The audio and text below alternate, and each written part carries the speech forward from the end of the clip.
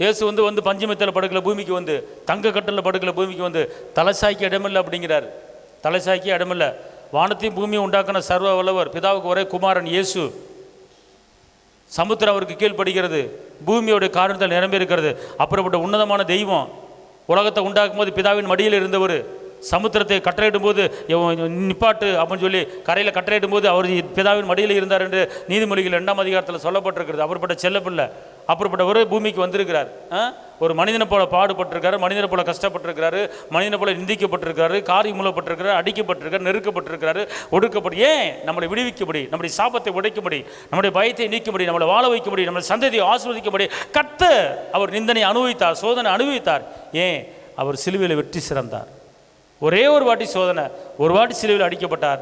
இப்போ சிலுவையில் வெற்றி சிறந்தவராய் பிதாவின் பக்கத்தில் உட்கார்ந்துருக்கிறார், பரிதி பேசி கொண்டிருக்கிறார். அதே போல் நம்முடைய வாழ்க்கையில் ஒரு சோதனை வருதுன்னா ஒரு டிப்பு தான் வரும். காலம்புறம் சோதனை, காலம்புறம் கஷ்டம், காலம்புறம் வேதனை அப்படி இல்லை. ஒரு குறிப்பிட்ட காலத்துக்கு தான்.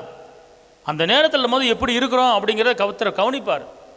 உனக்கு கஷ்டம் வரும்போது, அவமானம் வரும்போது, கடன் பிரச்சனை வரும்போது உன் வாயின் வார்த்தை எப்படி இருக்கிறது, உன் நினைப்பு எப்படி இருக்கிறது, உன் சிந்தை எப்படி இருக்கிறது, உன் பேச்சு எப்படி இருக்கும், நடக்க இருக்கிறது, விசுவாசம் பேசுறியா, அவிசுவாசம் பேசுறியா, கசந்து போறியா அல்லது மதுரமாக இருக்கிறையா அப்படிங்கிற எல்லாத்தையும் வாட்ச் பண்ணுவார் கர்த்தர்.